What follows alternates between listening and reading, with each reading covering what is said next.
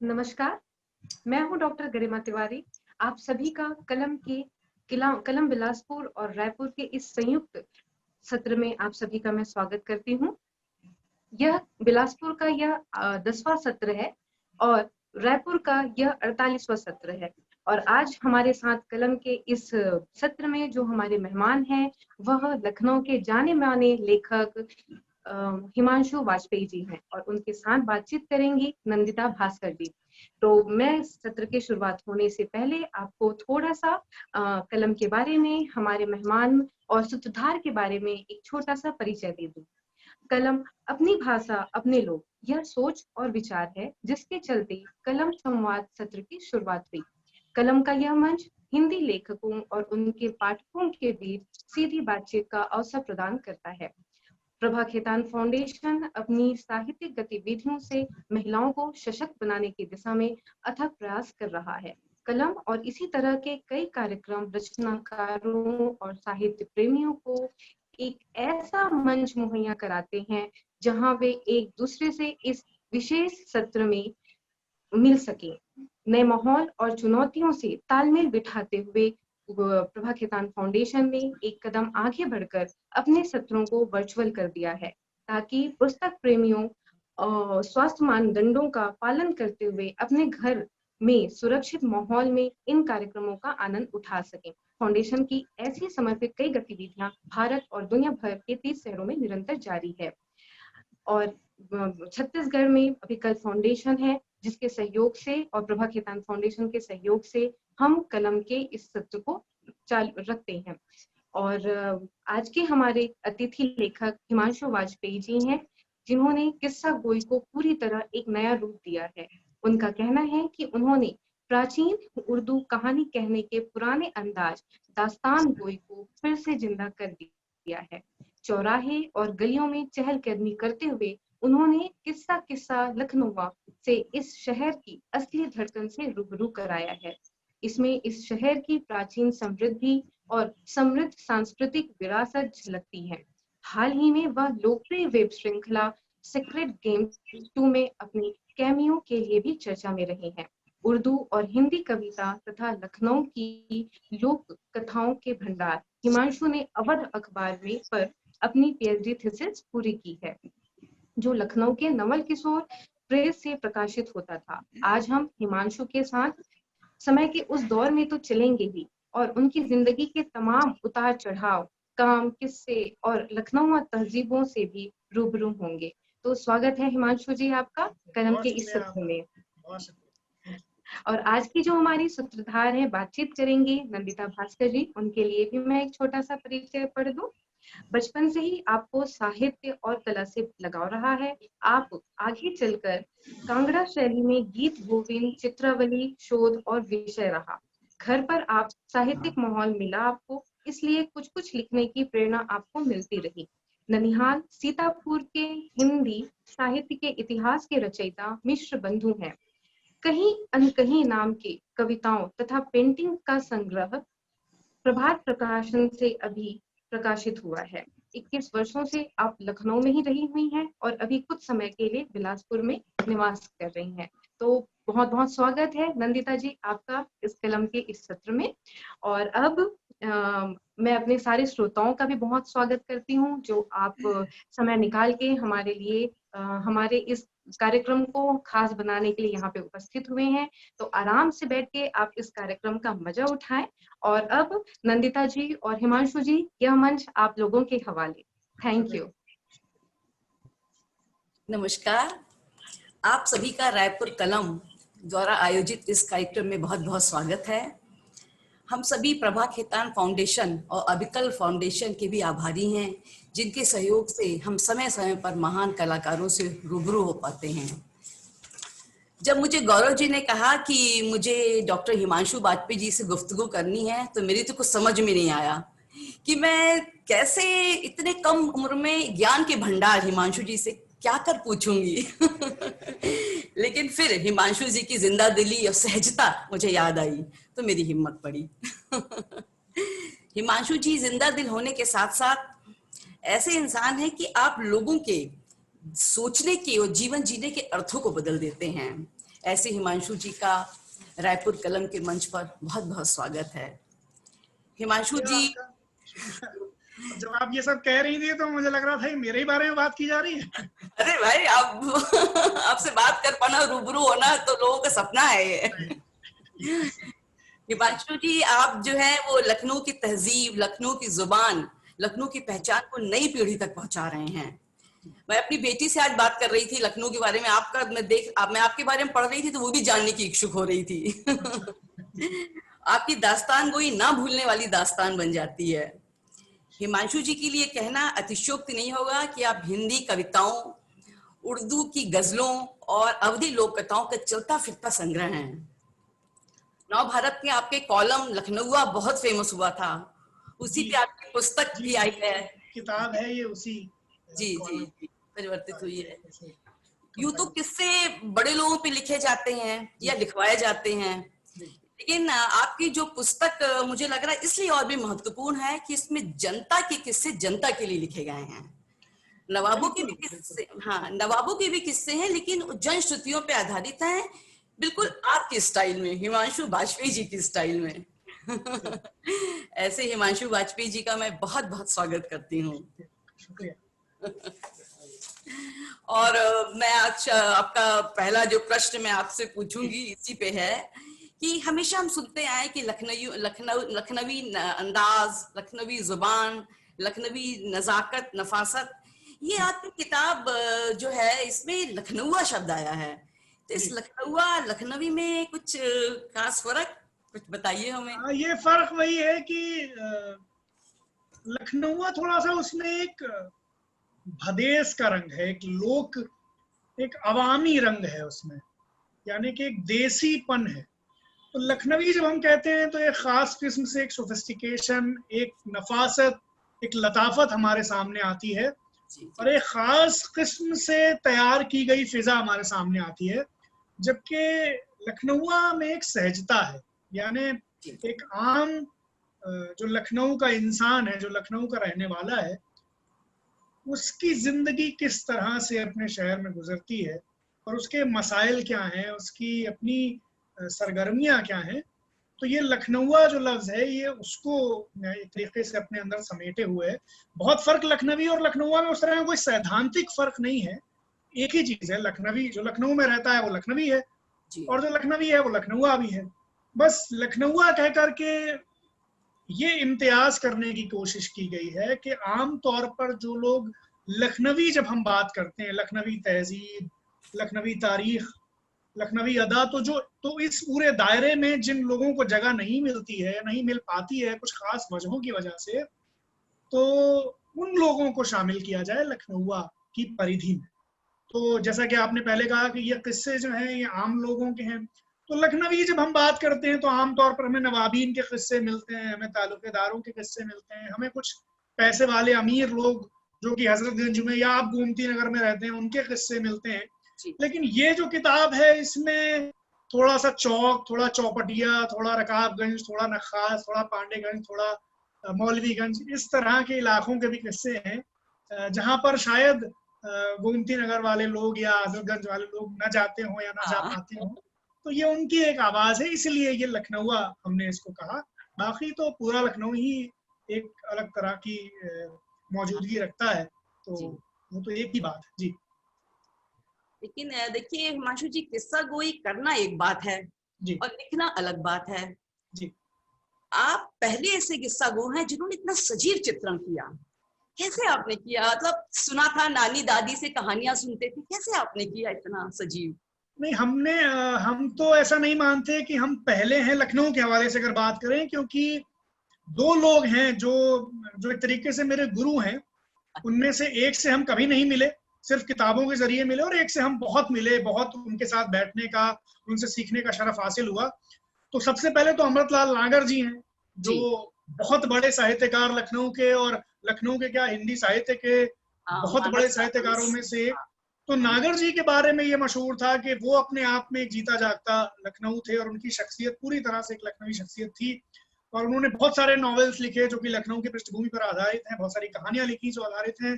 गदर के फूल जैसा बेहतरीन हिस्ट्री का काम उन्होंने किया। तो उनकी जो जबान थी उसने बहुत मुतासिर किया हमको, जो कि वो चौक में रहते थे, हम भी चौक के रहने वाले, तो उस वजह से भी एक लगाव उनसे रहा। और दूसरे शख्स हैं योगेश प्रवीण साहब, जिनको इसी साल 2020 में 26 जनवरी को पद्मश्री से सम्मानित किया गया। हिंदी में उन्होंने बहुत काम किया और उनका एक अंदाज है लिखने का, उनकी एक भाषा है जिस भाषा ने हमेशा हमको एक अपने असर में रखा, और हमेशा मेरा ये मन करता रहा बचपन से कि हाँ इस तरह की भाषा हम लिख पाए तो कितनी अच्छी चीज होगी। और आज जब लोग हमको पढ़ते हैं और कहते हैं कि यार योगेश जी की याद आई, या कई बार जिंदगी में एक या दो बार, बहुत ज्यादा बार तो नहीं लेकिन एक या दो बार ये भी सुनने को मिला कि यार हिमांशु तुमको पढ़ा तो नागर जी की याद आई, मेरे लिए इससे बड़ा एजाज, इससे बड़ा इनाम हमें कोई नहीं लगता कि हाँ कोई ये कहे कि यार तुम्हें पढ़ के नागर जी, हम क्या नागर जी, जो लोग ये कहते हैं कि हमें पढ़ के नागर जी की याद है, वो सिर्फ उनकी मोहब्बत है या उनकी फरागदिली है। नागर जी क्या है ये हमसे बेहतर कौन जानता होगा। हमने इश्क किया है उनसे, उनका लिखा एक एक हर्फ पढ़ा है, और सिर्फ पढ़ा नहीं है, उस तरह से पढ़ा है जैसे कि कोई महबूब अपना सबसे पहला जो मोहब्बतनामा जो उसे मिलता है वो पढ़ता है। तो मेरे लिए तो वो उस तरह के लोग हैं, लेकिन ये एक उनसे जुड़ाव भी है।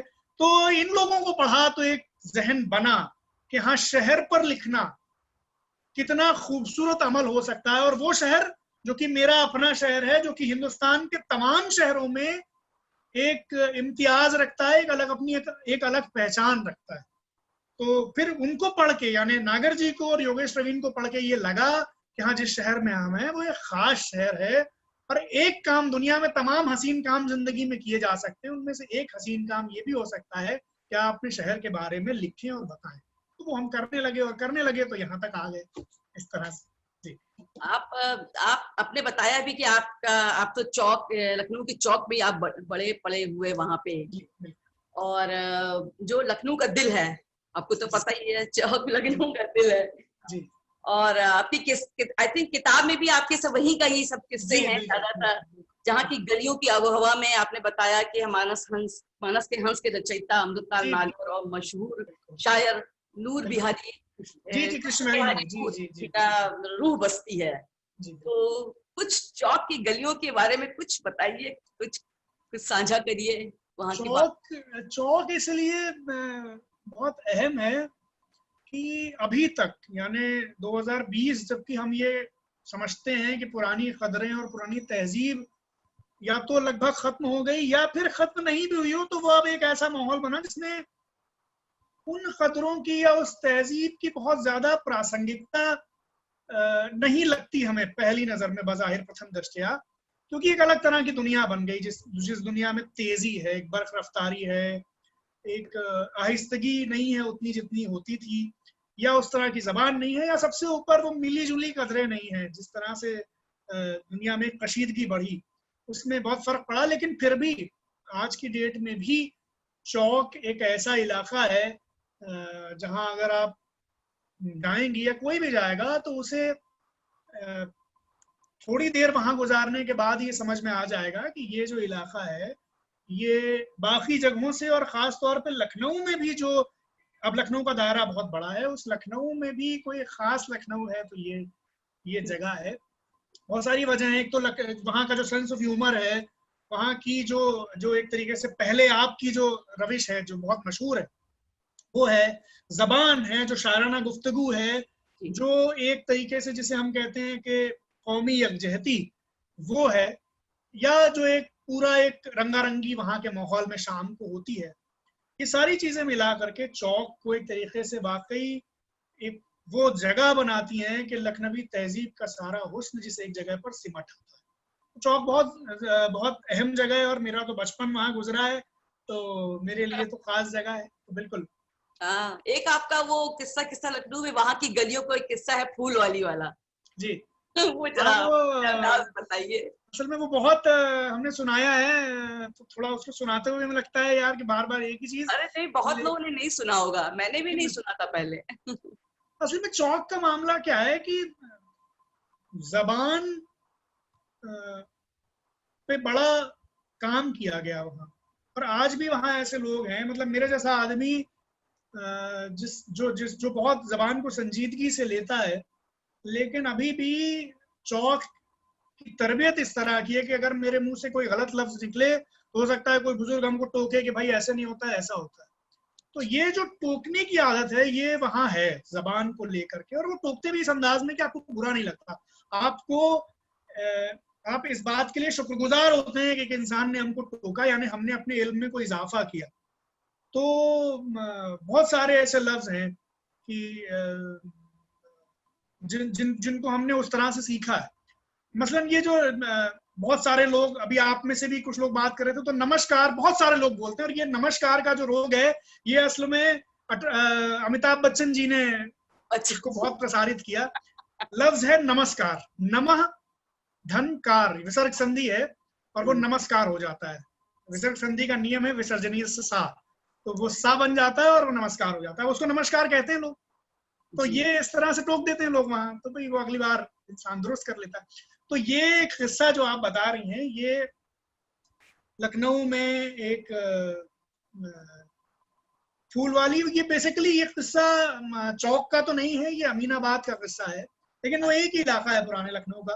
तो वहां एक नवाब साहब आए, कहने लगे कि भाई लखनऊ की जबान का क्यों इतना चर्चा है, क्यों इतना जोर है, क्यों इतना शोहरा है, चले जान करके आते हैं। तो गए एक फूल वाली के पास, हरे रंग की साड़ी उसने पहनी हुई थी, और नवाब साहब तो नवाब साहब थे। वो जमाना अलग था कि जब लखनऊ में शायरी में बात करना एक हुनर समझा जाता था, और लोग बड़े खुश भी होते थे, बड़े उससे प्रभावित भी होते थे, मरऊब भी होते थे।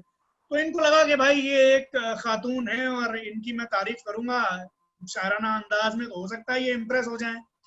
तो थोड़ा आशिक मिजाज भी रहे होंगे मेरी तरह नवाब साहब, तो उन्होंने एक मिसरा पढ़ा कि सब्ज साड़ी में तेरा तन देखा। तो इनको लगा था भाई ये तारीफ की तो थोड़ा अपनी तरफ खींचेगी। वो फूल वाली, उन्होंने अपने तेवर कड़े कर लिए, उन्होंने कहा कहाँ के रहने वाले हो? ये बोले लखनऊ का हूँ। तो बोली लखनऊ के तो नहीं है आप? उनको बड़ी हैरत हुई कि यार मैं नवाब आदमी, ये मामूली फूल वाली है, ये मुझसे कह रही तुम लखनऊ के नहीं हो। उन्होंने पूछा भाई कैसे फिर लखनऊ के होते, तो लखनऊ के क्यों नहीं है? तो बोली कि लखनऊ के होते तो इस तरह से नहीं कहते। उसने पूछा भाई लखनऊ के होते तो किस तरह से कहते? उनको इश्तियाक हुआ, उत्सुकता हुई कि भाई लखनऊ के होते तो किस तरह से कहते। तब उस फूल वाली ने कहा कि लखनऊ में किसी औरत से, किसी खातून से ये कहना कि मैंने आपका तन देखा, ईशान की बात नहीं, ये घटिया बात है।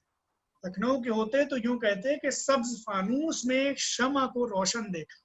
क्या बात, यानी हर चीज कह दी और नहीं भी कहा, क्या और हर चीज को कहने का एक सलीका। तो मुझे लगा कि भाई ये है लखनऊ। तो ये जो जबान पे असल में जैसे लखनऊ का इंसान बहुत मशहूर है, ये बात लखनऊ वालों के बारे में, कि अगर किसी आप बहुत जो जबान को उतनी संजीदगी से नहीं भी लेता, या जिसने पढ़ाई लिखाई उतनी नहीं की है लेकिन फिर भी वो सही जबान बोलेगा, आप उससे वजह पूछिए तो वो वजह नहीं बता पाएगा कि वो ये लफ्ज क्यों बोल रहा है, लेकिन चूंकि उसने सुनी है सही जबान और पीढ़ी दर पीढ़ी सही बोली गई है, इसलिए वो सही बोलेगा। तो ये खास बात है कि हालांकि अब तो ये बात असल में हुआ क्या है, ये बहुत बूढ़ा होने का एहसास लगता है जब मेरे जैसा आदमी जो कि 33 साल की उम्र में ये कहे कि अब ऐसा नहीं रहा या तब तो ऐसा होता था। बात ये नहीं है, बात ये है कि असल में जमाना थोड़ा सा अलग तरह से बदला। जिस समय में हम आ गए वो समय भी वो एक तरीके से अनिवार्य समय है, उससे हम बच नहीं सकते। तो उसमें क्या हुआ है कि हमारी प्रायोरिटीज बदल गई, हमारा जिंदगी का जो सलीका था वो बदल गया। तो जबान की जो संजीदगी जो उस जमाने में बड़ी चीज समझी जाती थी, आज शायद उतनी बड़ी चीज नहीं समझी जाती, और वो उसमें कोई गलत बात भी नहीं हो सकता, दूसरी चीजें हैं बहुत सारी, तो वो हो गया। लेकिन जबान की एक खास बात थी जो चौक में नजर आती थी। जी, आप इतनी अच्छी उर्दू जुबान बोलते हैं, आपने कभी शायर बनने का नहीं सोचा? मतलब अभी भी बन सकते हैं, लेकिन शायर बनने का सोचा था। जिस जमाने में सारे लोग शायर हो जाते हैं, वो नया नया जब इश्क का मामला होता है, फिर लगा, फिर लेकिन वो फिर जैसे जैसे आप बड़े होते हैं आप समझते हैं कि शायरी एक अलग संजीदा चीज है और उसके लिए अलग तरह का हुनर चाहिए, अलग तरह का टैलेंट चाहिए। तो अब तो हम इसी में खुश हैं कि हम अच्छे शेर समझ लेते हैं, उनसे लुत्फ हासिल कर लेते हैं। शायरी करना असल में एक बड़ी चीज है, मतलब मेरे नजदीक शायरी बहुत अहम चीज है। और एक हम हमेशा कहते हैं कि शायरी क्रिया नहीं है, शायरी अवस्था है।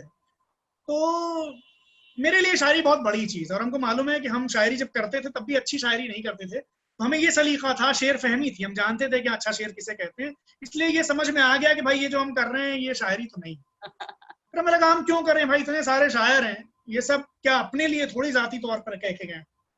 इनके जो शेर हैं, अगर मीर का कोई शेर या गालिब का कोई शेर मेरी किसी कैफियत पर सादिक है तो वो शेर मेरा ही है ना।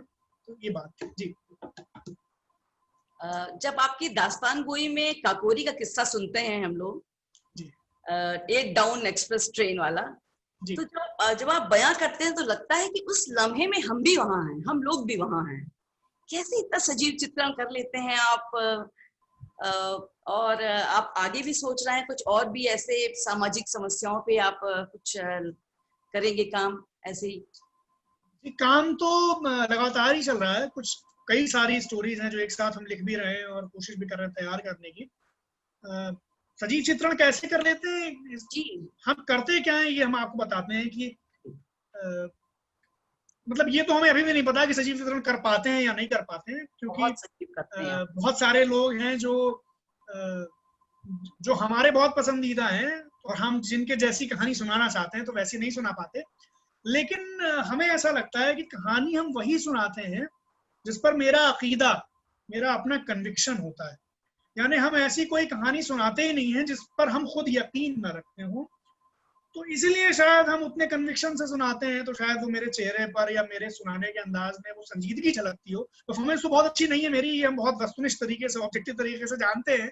लेकिन हाँ, एक चीज है कि हम सच्चाई के साथ, ईमानदारी के साथ सुनाते हैं कहानी। क्योंकि इसका एक एग्जाम्पल हम आपको बताते हैं। हम मजाज की दास्तान सुनाते थे हमारे दोस्त अंकित के साथ। अंकित सबसे बड़े दास्तान, जिन्हें हम कहते हैं कि जो दास्तान जिसको हम पसंद करते हैं कि हाँ दास्तान जैसी सुनाई जानी चाहिए, हम तो कुछ नहीं सुना पाते।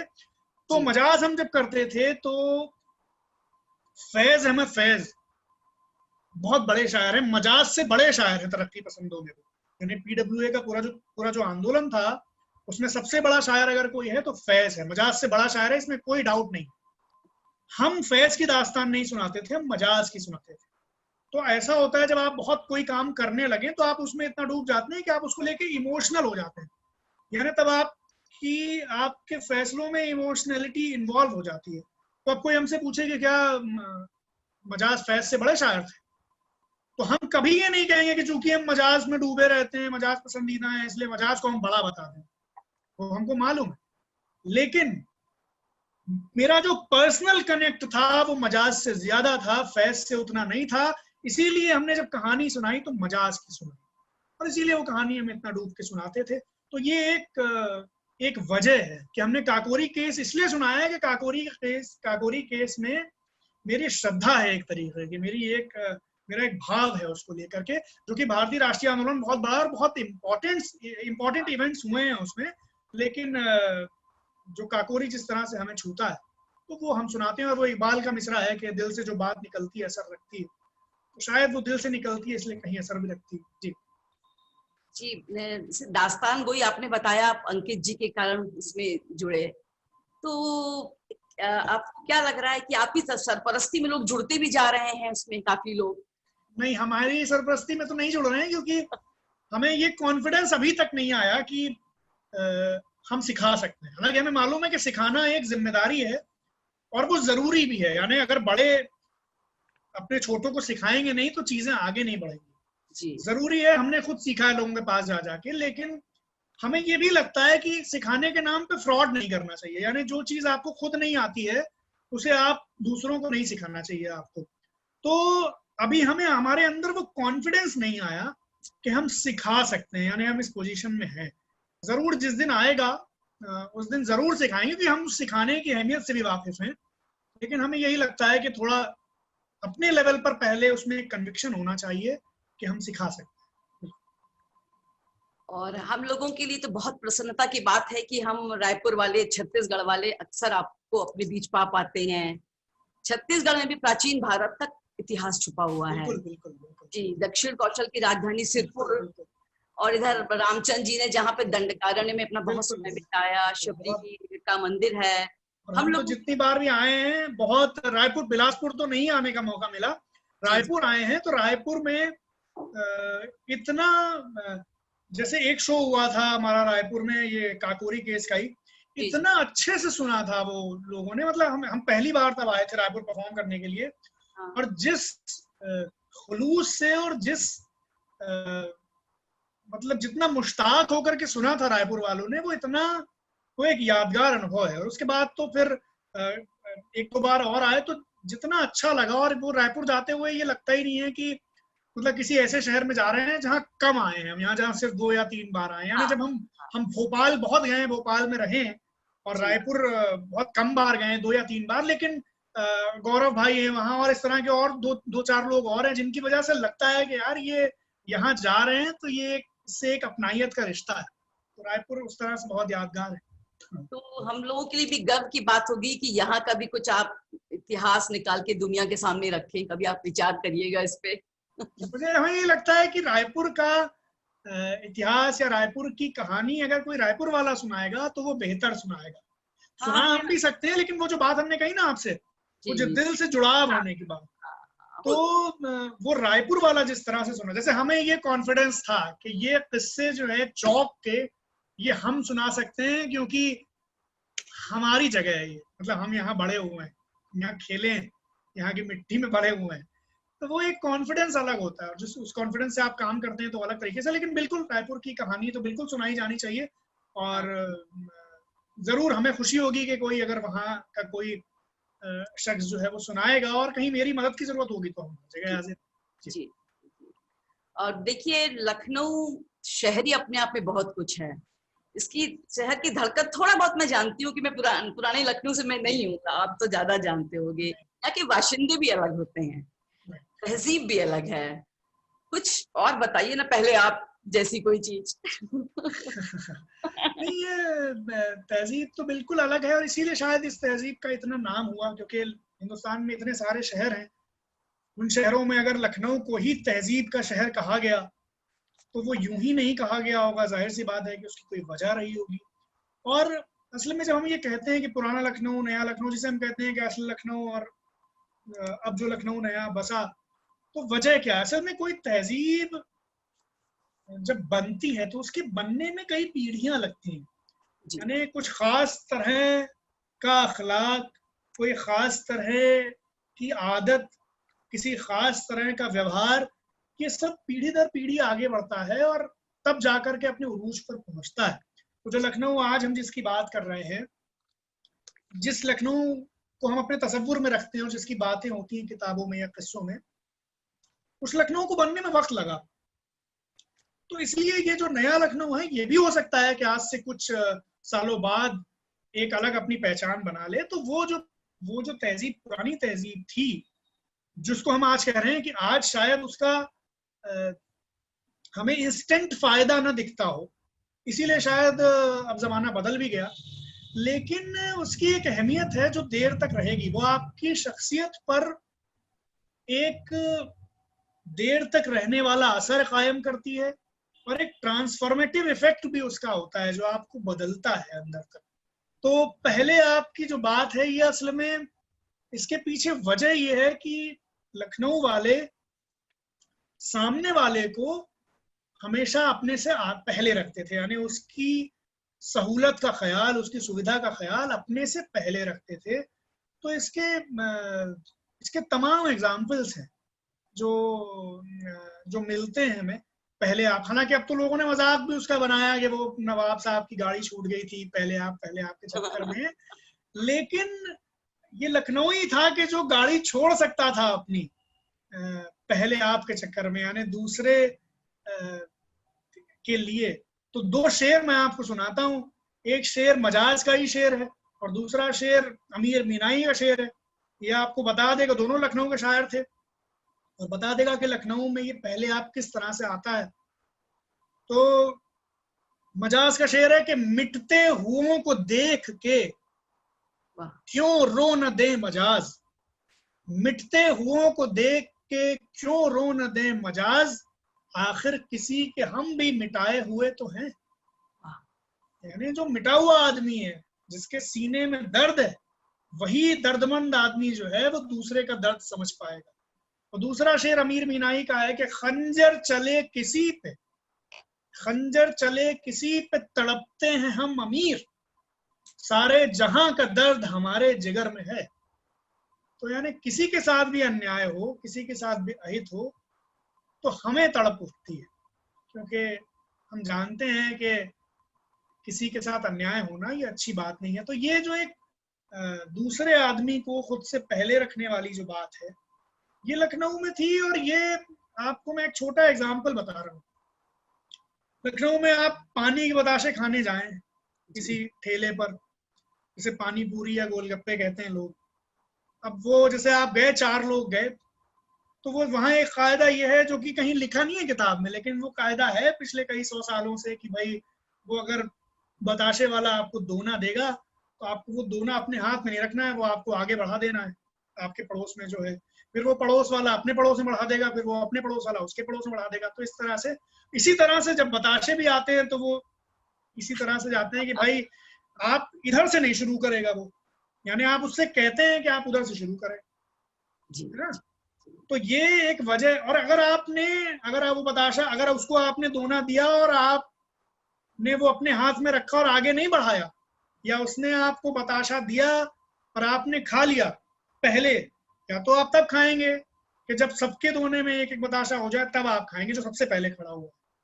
और अगर आपने ये नहीं किया तो हो सकता है कि जो पुराना लखनवी है मेरी तरह का, वो खैर आपसे कहेगा तो कुछ नहीं, वो शरीफ आदमी है लेकिन वो थोड़ा जज कर लेगा आपको 20-30%। तो एक मैं आप वैसे तो अपने दिल की बातें मैं बयां कर रही हूँ आप ही के लाइनों में, जिससे तेरा बयां सुनते हैं नित नई दास्तान सुनते हैं। तो आजकल जो आपके युवा लेखकों का जो अड्डा है कपूरथला, वहां पे ये बात बहुत हो रही है कि आपकी सगाई हो गई है नहीं, वो भी जरूरी काम है भाई। अब वो बहुत खुश है, वो लोग बहुत खुश है क्योंकि उनका रास्ता क्लियर हुआ नहीं, वो ऐसा है कि भाई कुछ तो लॉकडाउन में कुछ हैपनिंग तो हो, कुछ तो मौजूद सुखन रहे। नहीं, ये सुना तो इतना अच्छा लगा कि चलिए खुशखबरी, लॉकडाउन के दिनों में एक तो खुशखबरी मिली हम लोग। और तो कुछ हो नहीं रहा था, तो हमने कहा फिर यही एक कुछ तसव्वुर बचा रहना चाहिए और कुछ अपना कुछ जवानी, मतलब जवान तो भी आप हैं, और कुछ कॉलेज के दिनों का कुछ कोई ऐसा अनुभव? कॉलेज के दिनों में देखिए, जवानी का भी मामला बड़ा अजीब और गरीब है। यूसुफी साहब कहते हैं कि जब माजी हाल से बेहतर लगने लगे तो ये मानना चाहिए कि बुढ़ापा आ गया है। और बुढ़ापे का हमला किसी भी दौर में, खुसूसन जवानी में हो सकता है। तो जवान आदमी भी बूढ़ा हो सकता है। और मेरे जैसे लोग तो हमें लगता है कि वो जब बहुत जवान भी रहे होंगे तब भी एक किस्म से बुजुर्गों में ही गिने जाते होंगे, क्योंकि वो हमेशा अपने हाल से थोड़ा पीछे ही रहे। गाने सुनते रहे तो मोहम्मद रफ़ी के सुनते रहे, और शायरी पढ़ते रहे तो गालिब मीर को पढ़ते रहे, और लिरिक्स राइटर जब सबको पसंद आते थे, समीर और उस तरह के लोग, तो वो हमें पसंद आते रहे, पुराने लोग शायर और कैफी। तो ये एक तरीके का पुरानापन तो था ही, लेकिन अब ये समझ में आता है कि वो पुरानापन ही आपको नएपन को समझने में भी मदद करता है। यानी जो इंसान पुरानेपन की गुत्थी को नहीं समझता, वो असल में अपने अस्तित्व के निर्माण को भी नहीं समझता, यानी अपने आप को भी नहीं समझता। तो अपने आप को समझने के लिए हमेशा आपको पीछे जाना पड़ता है। और इसीलिए ये वजह है कि हम इतिहास को पढ़ते हैं, हम तमाम पुरानी चीजों को पढ़ते हैं। जो नई जनरेशन जो आ रही है, नई पीढ़ी जो आ रही है, इनको आपको क्या लगता है, निकल के इससे कुछ आ रहा है? आपका ये लोग अध्ययन, आपकी किताबों का अध्ययन कर रहे हैं, तमाम नए लोगों का, कुछ लग रहा है आपको कि निकल के आ रहे हैं इनमें से? नहीं, हमें तो हमेशा ये लगता है, और ये बिल्कुल दिल से हम कह रहे हैं, क्योंकि बहुत सारे बुजुर्गों को हम सुनते हैं जो कहते हैं यार पुराने लोगों में था, नए लोगों में कुछ नहीं है। वो ओवरऑल हमें ये तो लगता है कि एक समा थोड़ा बदल गया, फिजा बदल गई, और फिजा के बदलने में नए लोगों की उतनी, नए लोग उसके लिए गुनहगार नहीं है, उसके लिए पुराने लोग गुनहगार हैं। कि पुराने लोगों ने अपनी जिम्मेदारी ठीक से नहीं निभाई है। और जब पुराने लोग कह रहे हैं तो हम अपने आप को शामिल कर रहे हैं अपने बाद वाली पीढ़ी को ध्यान में रखकर। होता ये है कि जैसे अभी आप देखें, आप न्यूज चैनलों पे जो हालत है, जो जर्नलिज्म की हालत है, तो ये क्या जो एडिटर लोग हैं, ये क्या नए लोग एडिटर हैं? नए लोग तो बेचारे अभी प्रोडक्शन एग्जीक्यूटिव हैं, वो टेप इंजेस्ट करा रहे हैं, वो अभी उस लेवल पे पहुंचे ही नहीं है कि वो चैनलों की दशा और दिशा बना पाए। तो ये तो पुराने ही लोग हैं जो इस तरह की पत्रकारिता को प्रमोट कर रहे हैं। तो हमें लगता है कि नए लोग तो बहुत टैलेंटेड हैं। हम तो जितने लोगों से मिलते हैं, जिस उम्र में आज बच्चे जो हमें मिलते हैं, जितनी संजीदगी से बात करते हैं, जितनी किताबें पढ़ते हैं, जिस तरह से उनको टेक्नोलॉजी का ज्ञान है, हमसे लोग मिलते हैं, आके कहते हैं भैया हमने ये कर लिया यहाँ बताते हैं, और इतने टैलेंटेड वो लोग। तो हमें लगता है यार कि भाई हम तो उस उम्र में क्या कर रहे थे, हम तो बस पतंग उड़ा रहे थे छत पे खड़े होकर। आपको सही बता रहे हैं, हम बहुत नए लोगों से मिलते हैं, हमें लोगों से मिलना बहुत पसंद है, और इतने अमेजिंग बच्चे हमको मिलते हैं, 20 साल के, 18 साल के, 22 साल के, और जो इतने सीरियस होते हैं जिंदगी को लेके। हम उनसे ये कहते हैं भाई तुम अभी, और वो हमसे कहते हैं कि आपको सुना, कहते हैं भाई तुम तो कुछ मत करो, तुम बस अपनी ये संजीदगी बरकरार रखो तो तुम बहुत आगे चले जाओगे। क्योंकि हम तो बिल्कुल भी संजीदा नहीं थे, हम तो अजीब गरीब तरह की जिंदगी जी रहे थे, क्योंकि हमारे आसपास कोई बताने वाला नहीं था उस तरह का। हमने तो बहुत बाद में आके, बहुत देर में हर चीज सीखी है। तो मेरे हिसाब से तो नए लोग बहुत काबिल हैं, और उन्हीं लोगों से उम्मीद भी है। पुराने लोगों से हमें उम्मीद कोई नहीं, नए लोगों से ही उम्मीद है कि वो अच्छा करेंगे। एक ये अनीश श्रीवास जी पूछ रहे हैं आपसे, अपनी लिखी कोई एक कहानी जिससे आप खुद को ज्यादा जुड़ा पाते हैं, अगर सुना कह सके तो प्लीज सुनाइए। मेरी अनीश जी मुश्किल ये है कि हम जो कहानी सुनाते हैं वो एक ऐसी स्टाइल में है कि जो अपनी बुनत में, अपने बनने में, अपने शिल्प में लंबी तवील कहानी है। तो अगर हम आपको सुनाएंगे तो वो 2 घंटे की, 1.5 घंटे की कहानी हो जाएगी। तो मेरा कहना ये है कि आप किस्सा लखनऊआ पढ़ें, उसमें तमाम कहानियां, और ऐसी कोई भी कहानी हमने आज तक नहीं सुनाई जिससे हम खुद को जुड़ा हुआ ना पाते।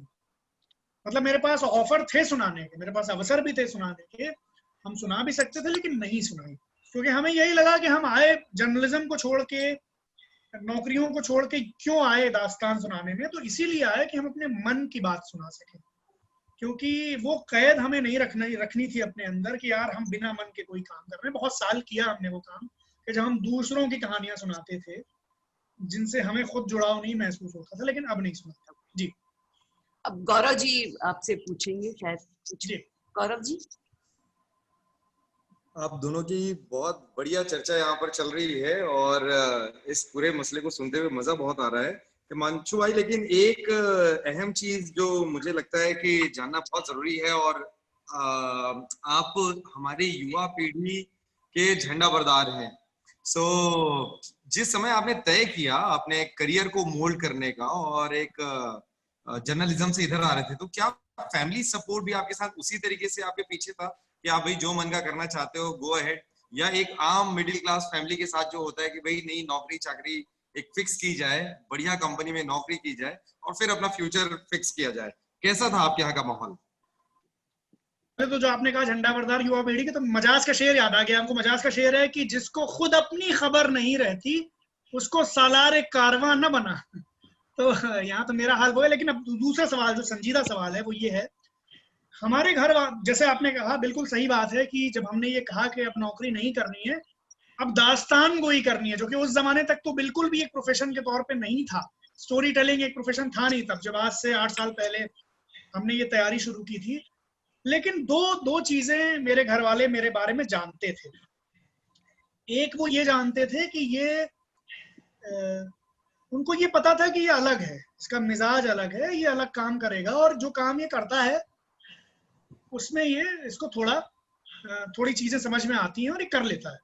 दूसरी बात, उन्हें ये पता थी कि जो हम मन में आता है, अगर हमने ठान लिया है तो हम करते हैं। तो फिर उन्होंने हमें, अब उनकी चिंता देखिए, हमारे देश में इतनी बेरोजगारी है और इतनी आबादी है हमारी कि हर माँ बाप की एक चिंता है कि बच्चे के अंदर एक स्थायित्व हो उसकी जिंदगी में। नौकरी की चिंता अगर वो करते हैं तो गलत नहीं करते, क्योंकि खुद भी सारे नौकरी पेशा रहे पीढ़ियों से, तो उनको लगता है नौकरी हो जाए। लेकिन जब हमने उनसे कहा सीरियसली कि हमें यही करना है, तो फिर उन्होंने रोका नहीं। उन्हें मालूम था कि हाँ अब ये करेगा, और उन्हें ये पता था कि हाँ इसका मन इसमें लगता है तो ये अच्छा कर लेगा, और कुछ ना कुछ तो कर लेगा। क्या कर लेगा उन्हें ही पता नहीं था, क्योंकि हमें ही नहीं पता था कि हम क्या कर पाएंगे। लेकिन हाँ ये एक अकीदा हमको था कि हाँ कर लेंगे। तो एक बात तो ये थी। दूसरी बात, जब कामयाबी मिलने लगी, यानी इनिशियल फेज में तो वो कहते थे कि यार नौकरी कर लो साथ में, और नौकरी के साथ करते रहो, तो एक बंधी हुई इनकम आना जरूरी है, और वो जरूरी है, उसके साथ शौकिया तौर पे करते रहो तो तुम ज्यादा, उनका एक ये भी था कि तुम ज्यादा अच्छे से कर पाओगे, यानी जब तुम्हें पैसे की चिंता नहीं रहेगी तो तुम मन का काम कर पाओगे। लेकिन फिर जब उन्होंने देखा कि हाँ कामयाबी मिलने लगी और पैसा भी आने लगा, तो वो एक बात बन गई।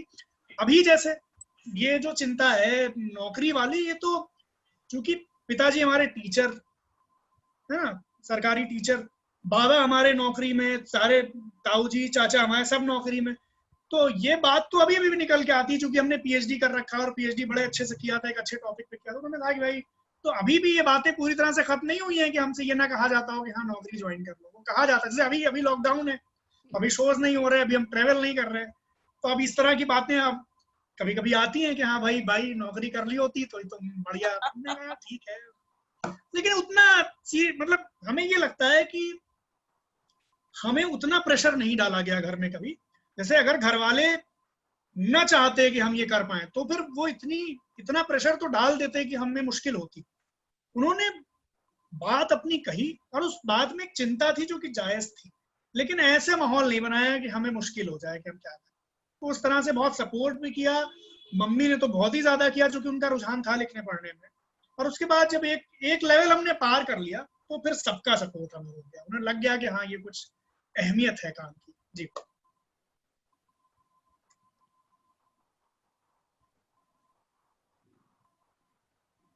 जी।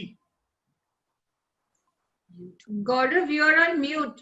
गौरव म्यूट हो गया। Okay okay sorry. So Himanshu भाई, मैं ये कह रहा था कि आपने बताया कि भाई आपको जो मन में आया आपने किया, और घर के लोगों ने भी एक स्तर पर आपका सपोर्ट किया, क्योंकि वो अगर चाहते तो आप नहीं कर पाते, इतना तो हो जाता है। बिल्कुल सही बात, बिल्कुल सही। लेकिन एक और अहम बात, जब आप कर रहे होते हैं जिस तरीके से आपको आगे बढ़ना था, तो चाहे मजाज के शेरो शायरी की बात हो, दास्तान गोई की बात हो, ये आउट ऑफ ट्रैक मसला होता है। आदमी इंसान अगर थिएटर पे प्ले के लिए इस तरीके से जाता है, तो इसका फ्यूचर बहुत ज्यादा सर्टेन एंड ब्राइट एकदम क्लियर है, ये नहीं दिख रहा होता। तो एक रिस्क तो होता है इस वाले टाइप के फ्यूचर में, लेकिन इस रिस्क से भी ज्यादा महत्वपूर्ण है कंटेंट कितना, आप कितना कंपाइल करके, कितना तपा कर, कितना खूबसूरत कंटेंट बाहर ला रहे हैं। अभी मैं ये इस तरीके से जोड़ रहा हूँ, हमारे बहुत से युवा साथी होते हैं, अब किताबें छपवा लेना बड़ा आसान है, अब किसी तरीके से सोशल मीडिया के थ्रू आपको एक मीडिया सपोर्ट मिलना बहुत आसान है। लेकिन इन सब के बावजूद कंटेंट की कमी क्या आप महसूस करते हैं हमारे युवा साथी लोगों के बीच में, कि उन्हें और शार्पन होने की, और तपने की, और बढ़िया कंटेंट शायद उन तक पहुंचाने की या गाइडेंस की जरूरत है, जो मिस हो रहा है कहीं पर? सबकी देखिए गौरव भाई, एक जर्नी, हर इंसान की अपनी जर्नी है। तो कोई जल्दी पहुंचता है, वो रामदर्श मिश्र का शेर है कि जहां आप पहुंचे छलांगे लगाकर, वहां मैं भी पहुंचा मगर धीरे धीरे। तो जरूर है कि कुछ लोग हर पीढ़ी में ऐसे होते हैं भाई। हमारे पिताजी की पीढ़ी में भी कुछ लोग ऐसे होंगे जो बहुत संजीदा होंगे, कुछ लोग बहुत फ्रॉडी है उसमें भी होंगे। तो हमें कुल मिलाकर तो ये लगता है कि ठीक है, वो जमाना हर जमाने में ऐसा ही रहता है कि कुछ लोग बहुत अच्छे होते हैं, कुछ थोड़े मीडियोकर होते हैं, कुछ खराब होते हैं। हमारे जमाने में अच्छे दास्तान को अंकित चड्ढा थे, मीडियोकर दास्तान को हम खुद हैं, बीच के लेवल पे। मीडियोकर ना कहें अगर किसी को लगे कि हम मीडियोकर, बीच के। और कुछ हमसे भी कमजोर होंगे, जो जरूर होंगे, लेकिन वो भी अपनी जर्नी है उनकी, वो भी कभी अच्छे हो जाएंगे। कभी बहुत अच्छा आदमी जो है वो खराब हो जाएगा, अगर उसका दिमाग खराब हो जाए, वो रिहर्सल ना करे, तो ये भी होता है। तो है, लेकिन कंटेंट की जहां तक बात है, हमें ऐसा लगता है गौरव भाई कि ये जो जमाना है ये ज्यादा डेमोक्रेटिक है। यानी इसमें आपके पास ज्यादा चांसेस हैं।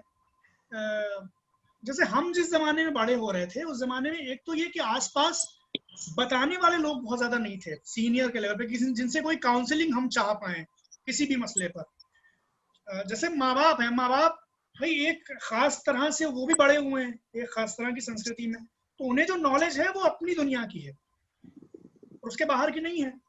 और चूंकि उनका समाज भी वैसा है, हमारे रिश्तेदार भी सब वैसे हैं, तो वहां भी कोई उस तरह की नॉलेज नहीं रखता है ना। तो काउंसलिंग में दिक्कत आती थी कि अगर हम कोई नए तरह की चीज करना चाहते हैं तो हमें कोई बताने वाला नहीं होता था।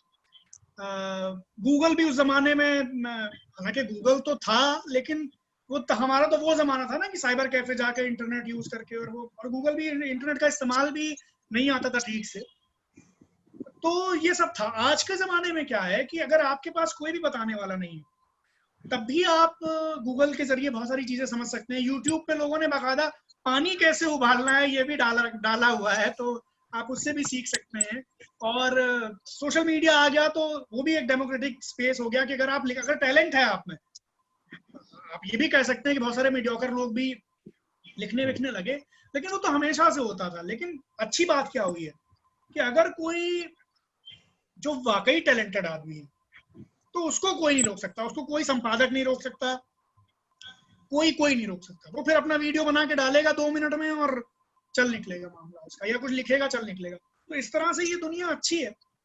लेकिन चूंकि जैसे हर चीज की कुछ अच्छाइयां कुछ बुराइयां हैं, तो इसकी भी कुछ है कि भाई हर इंसान, अब अटेंशन स्पैन कम हो गया, या चूंकि बहुत जल्दी इंस्टेंट सक्सेस भी मिल जाती है, तो अब वो जो एक लॉन्ग टर्म जो एक तैयारी होती थी उस पर शायद उतना वक्त इन्वेस्ट नहीं करना चाहते होंगे लोग। जो हमें समझ में आता है कि उन्हें लगता है यार जब जल्दी मिल जाना है, जब आप जैसे हम ये सवाल तो मेरे सामने खुद भी आता है, मतलब ये इसमें गलत सही की बात हम नहीं कर रहे हैं। एक दास्तान हमने तैयार की 2.5 साल में, काकोरी केस की दास्तान, और वो हम करते हैं 60 शो किए उसके, और बड़ा अच्छा पसंद किए गए, राष्ट्रपति भवन में भी करके आए और विदेशों में भी किए, और उससे बहुत पैसा भी मिला हमको। लेकिन फिर हमें को ये सवाल आया कि हमने 2.5 साल मेहनत की, बहुत पढ़ाई की, एक एक चीज पढ़ी काकोरी के बारे में, और 1 घंटे की दास्तान लिखी। जबकि ये दास्तान तो 1 घंटे की लिखी लिमिटेड है, तो वो तो हम 4 महीने पढ़ाई करके भी कर सकते थे। तो जब हमने नई दास्तान तैयार करना शुरू की तो हमारे सामने ये सवाल था कि क्या हम इतना वक्त लगाएं, मतलब ये हमें सोचना पड़ा कि क्या हमें इतना वक्त लगाना भी चाहिए।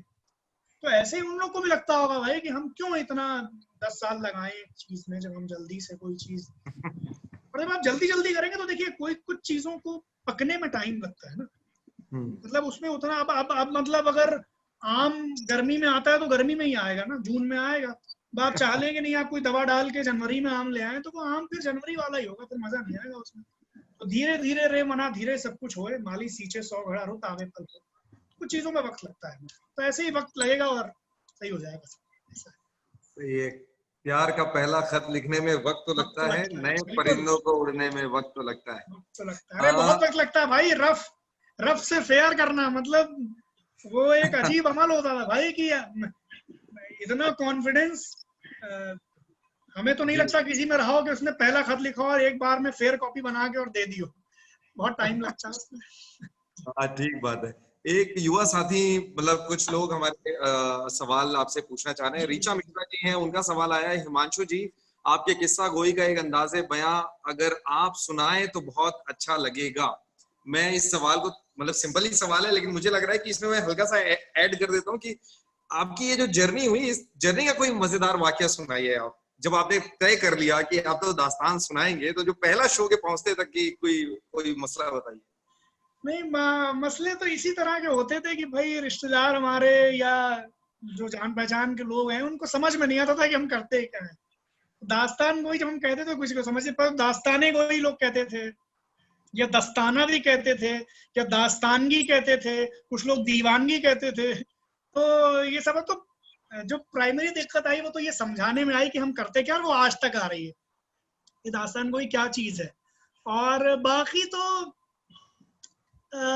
मजेदार वाकये बहुत हुए, ऐसे तो कम हुए कि जो खराब वाकये रहे हों। मतलब जो खराब हो भी सकते थे उनको भी हमने उसी तरह से लिया कि यार ये तो असल में जब आप एक नई राह पे कदम बढ़ाते हैं तो ये तो थोड़ा है, मतलब ये तो चूंकि ऐसी फील्ड्स है ना, थिएटर, फिल्म, आर्ट्स, क्योंकि प्रोफेशन नहीं बन पाई हमारे यहाँ। अब हमारे साथ भी ये जद्दोजहद तो है ही है, मतलब अभी भी जब इतना काम करने के बाद, एक लेवल पे एक नाम बनने के बाद भी ये चिंता बहुत रियल चिंता है कि ये जो काम हम कर रहे हैं ये अगले 20 साल तक एक लेवल पर हम करते रहें और इसको इतना बढ़ाते रहें कि जिंदगी जिस तरह से आगे बढ़े उसके साथ साथ ये प्रोफेशन भी ऐसे आगे बढ़े कि हमारी जिंदगी में एक सुकून रहे। ये एक वास्तविक चिंता है जो हमको अभी तक होती है, ये सच बात है। लेकिन हाँ, एक दीवानगी भी है, एक विश्वास होता है जिसके भरोसे आप आगे बढ़ते हैं, तो वो भरोसा है बस हमको। तो किस्सा आपने कहा सुना दो, तो किस्सा सुनाते हैं कि एक जगह हम थे कहीं किसी दुकान पे, तो एक साहब आए हमारे पास, कहने लगे आप क्या करते हैं? हमने कहा कि हम किस्सा सुनाते हैं। तो वो बोले किस्सा सुनाते हैं? हमने कहा हाँ। तो बोले नहीं तो और क्या करते हैं? हमने कहा नहीं किस्सा सुनाते हैं। तो उसको शायद वो मेरे साथ वो चुटकुला सुनाना चाहता। हमने कहा तो उसके पहले ही हमने बोल दिया, हमने कहा देखिए ऐसा है कि वो चुटकुला बहुत पुराना हो चुका है और हमको उसको सुनने में कोई दिलचस्पी नहीं है। तो और दूसरी बात ये कि हम फुल टाइम मेरा प्रोफेशन है। और तो फिर वो हमसे पूछता है कि अच्छा कितने पैसे लेते हैं आप? पैसे वैसे मिल जाते हैं ठीक ठाक, मतलब उसका था कि घर वर चल जाता है कि नहीं चल जाता है। तो अब हमें एकदम इस पे बुरा भी मान सकते थे, लेकिन अब उम्र हमने थोड़ी देर में शुरू की दास्तान, उससे पहले हम नौकरी वोकरी करके तो उतनी मैच्योरिटी आ चुकी थी। शायद 22 साल में कोई ये कहता है कि कमा लेते हो कितना, तो थोड़ा बुरा लगता। फिर हम समझ भी गए कि यार पूरी दुनिया ही ऐसी, तो क्या है। हमने कहा नहीं चल जाता है, ठीक है। तो कहता क्या फीस है? हमने कभी एक काम करना, कभी शोज के लिए बुला के देखना, तो पता चलेगा कि ठीक चल रहा है कि नहीं। तो कहना अच्छा एक किस्सा सुना दो। तो हमने उससे कहा, हमने कहा किस्सा सुनाते हैं आपको कि फिराक साहब कहीं थे और ट्रेन में उन्हें एक आदमी मिला, तो उसे पता चला फिराक साहब शायर हैं। तो उसने फिराक से कहा फिराक साहब फिर एक सुना दीजिए तड़कता भड़कता। तो फिराक ने उससे कहा भाई शायरी जो है ये नकाशी की गैया थोड़ी कोई भी कहीं भी नोवा लगा के दूध दूलेगा, अरे एक माहौल होता है शायरी का। तो अब किस्सा तो हमने सुना दिया उसको, लेकिन वो बात था समझदार आदमी, तो समझ गया कि मेरे ऊपर निशाना है। कहा नहीं नहीं भाई ऐसा नहीं था, हम सुना दें आपको। हमने कहा नहीं बात वो नहीं, हमने कहा किस्सा को तो किस्सा सुना देगा, लेकिन आप मिल्खा सिंह से मिलेंगे तो क्या कहेंगे, भाग के दिखाओ। तो खैर उसको बड़ा, फिर उसने हमें एक किस्सा सुनाया। फिर उसने एक पंजाब का किस्सा, पंजाबी आदमी था, तो उसने एक पंजाब का किस्सा हमें सुनाया जो कि हमें लगा कि हाँ इससे कुछ तो मिला हमें। तो ये एक वाकया रहा इंटरेस्टिंग सा। तो ऐसे वाकये हो जाते हैं। एक रिश्तेदार हमारे भाई के दोस्त, रिश्तेदार क्या है भाई के दोस्त हमारे, वो आए, हमारे एक दूसरे भाई हैं, उनकी शादी थी। उसमें हमसे कहने लगे आप ये बताओ हिमांशु तुमने ये उर्दू के टॉपिक पे पीएचडी का है कि संस्कृत पे करते? हमने कहा हमने तो कर ली, मतलब मेरी तो हो गई, अवार्ड हो गई, तो आप कर लीजिए संस्कृत पे। तो कहने लगा यार हम कहाँ करेंगे, अब नौकरी वोकरी करने लगे। तो हमने कोई बात नहीं, आपका भाई छोटा है अभी, पीजी वीजी कर रहा है, अगले साल हो जाएगा पीएचडी करने लायक, तो एक काम करिए उसको संस्कृत में पीएचडी करा दीजिए। तो कहने लगे गलका लेके आते रुको। तो गलका लेने चले गए, फिर वो लौट के नहीं आए। बहुत खूब, बहुत खूब। खैर ये रिश्तेदारों की समस्या हमारे भारत देश की एक कॉमन समस्या है, बहुत से युवा से पीड़ित हैं। अंजलि सिंह हमारी युवा साथी हैं, वो खुद भी जर्नलिज्म बैकग्राउंड से है। आपने इस बारे में बहुत कुछ जिक्र किया, उसे ही रिलेटेड उनका सवाल है कि आपने किस एज में जर्नलिज्म छोड़ दी? प्रोफेशन बदलना रिस्की नहीं लगा आपको? हमने जर्नलिज्म छोड़ दी थी 2013 में छोड़ दी थी। उम्र भी बहुत ज्यादा नहीं थी ऐसी कोई, आज भी नहीं। हाँ आज भी नहीं। नहीं ये बात तब की है जब मीर जवान था। तो ये रिस्की तो नहीं लगा, क्योंकि जो जर्नलिज्म में भी जो हालात थे वो कुछ अच्छे नहीं थे। तो हमें लगा कि जर्नलिज्म में रहना ज्यादा रिस्की है, यहाँ से निकल लेंगे तो थोड़ा रिस्क थोड़ा कम हो जाएगा। तो और फिर थोड़ा कॉन्फिडेंस था कि जर्नलिज्म होना तो अच्छे लोगों की फील्ड चाहिए थी, लेकिन जो हालात हैं आजकल, उस जमाने में भी जो थे उस जमाने में बनना शुरू हुए 2013-14 की बात। तो हमें ये लग गया कि ये फील्ड जो है ये एवरेज लोगों की हुकूमत है इस पर। तो हम थोड़ा सा अपने आप को एवरेज से ऊपर समझते थे संजीदगी में अपनी, कि चूंकि जर्नलिज्म की हिस्ट्री को समझते थे, है ना, हिस्ट्री को बहुत अच्छे से पढ़ा था और करंट अफेयर्स और पॉलिटिकल समझ ठीक ठाक थी। तो हमें लगा कि यार ये तो एवरेज लोगों की फील्ड है इन दिनों, तो वो तो नौकरी कभी भी मिल जाएगी। और इतना काम कर चुके थे कि वो फ्रेशर लेवल पे नौकरी मिलना कठिन होता है। और उसके बाद तो फिर हमें लगा यार छोड़ देते हैं, काम दूसरा करते हैं, मन नहीं। असल में सबसे बुरी बात क्या होती है, जब आप खुद से संतुष्ट ना हो। यानी दूसरों को दिखाने के लिए तो आप संतुष्ट हो जाएं, सही बात है, लेकिन आप अंदर से आप, क्योंकि हम लोग तो बाई चॉइस जर्नलिज्म में आए थे, तैयारी करके बाकायदा पढ़ लिख करके और ख्वाब लेकर, और अभी भी हमसे लोग पूछते हैं यार आप जर्नलिज्म छोड़ दिया और इसमें आ गए और क्या। हम हमेशा आज भी कहते हैं कि जर्नलिज्म मेरा, जिसको कहते हैं ना पहला प्यार, वो जर्नलिज्म है। क्योंकि अभी भी एक अच्छी रिपोर्ट जिसको आप अच्छे से तैयार करते हैं, उस पर जो बाईलाइन मिलती है, उस बाईलाइन से आपको जो खुशी होती है एक अच्छी रिपोर्ट के बाद, वो खुशी हमको कभी नहीं होती है कोई दास्तान सुनाते हुए। जब लोग कितना भी वाह वाह करें, कितनी भी तालियां बजाएं, कितनी भी फोटो में साथ खिंचाएं, ये सच बात। हम तो बने थे जर्नलिज्म करने की, लेकिन भैया अब यही बात है कि वो इकोनॉमिक्स की कहावत कि खोटा सिक्का जो है अच्छे सिक्के को बाहर कर देता है। तो हम जैसे लोग मिसफिट हो गए। हम जैसे लोगों से ये कहा जाने लगा कि तुम तो ओवर क्वालिफाइड हो, तुम तो शेरो शायरी में रहते हो, तुम तो ये लिटरेचर में बात करते हो, तुम्हारी भाषा नहीं समझ। इस तरह की बातें पुराने लोग करते थे डिमोरलाइज करने के लिए उस जमाने में। हमने बहुत सीरियसली इनको नहीं लिया, लेकिन हमने कहा यार ये दुनिया ठीक नहीं है, यहाँ से निकल लो। तो ये निकल लिया, तो रिस्क नहीं लगा, छोड़ी थी, सोच समझ के छोड़ा था। और फिर से ज्वाइन कर लेंगे जर्नलिज्म, उसमें कोई, और अभी भी जब मन करता है तो फिर हम फ्रीलांस तो कर ही लेते हैं। जी, और अब हम बिल्कुल वक्त आखिरी आ चुका है, क्लोज करना चाहते हैं। मैंने ये पहला सब मतलब जो आखिरी सवाल था वही लास्ट ले रहे थे, लेकिन डॉक्टर जवाहर हैं, उनका सवाल आया है, बहुत छोटा सवाल, मुझे लगता है छोटे आंसर के साथ ये फिनिश हो सकता है। आप 12वीं कक्षा में क्या बनना चाहते थे? 12वीं कक्षा में हम बनना चाहते थे पत्रकार, और सिविल सर्विसेज में जाना चाहते थे, जो कि खुद से मेरी अंदर से इच्छा नहीं थी। मेरे ऊपर असल में क्या हुआ कि हमने बचपन में, बहुत जल्दी से जवाब देते हैं, बचपन में हमारी जीके बहुत अच्छी थी, तो हम क्विज कंपटीशन बहुत जीतते थे, धड़ाधड़ मेरा नाम चलता था, जहां हम चले गए तो जीतते। तो उसमें क्या एक माहौल बन गया मेरी रिश्तेदारी में और घर में कि ये तो आईएएस बनेगा, क्योंकि उस जमाने हम पता नहीं था कि आईएएस के एग्जाम क्या, ये सुनते थे कि उसमें जीके चाहिए होती है। तो घर वालों ने अपने लेवल पे आईएएस आई, तो हम भी उसी में इल्यूजन में जीने लगे कि भैया हमको तो आईएएस बनना है। लेकिन एक तरफ मेरी जो नेचुरल रुचि थी, चूंकि मेरा लिखते बहुत अच्छा थे, और तो उस जमाने मतलब लोग बहुत तारीफ करते थे, हम तो खुद क्या बताएं अच्छा लिखते थे कि नहीं, ऐसा माहौल था और हमें मजा आता था लिखने में। तो हमें लगा कि जर्नलिज्म एक प्रोफेशन है जिसमें पैसा में, क्योंकि ये उस जमाने में पता चल गया था कि लेखक को पैसा नहीं मिलता, उसको ऐसा लिखने का पैसा नहीं मिलता, पत्रकारिता में पैसा मिलता है। तो ये हो गया था कि हाँ पत्रकार बनेंगे, अखबार में लिखेंगे या उस तरह से। तो जर्नलिज्म करना चाहते थे और इसीलिए जर्नलिज्म किया भी।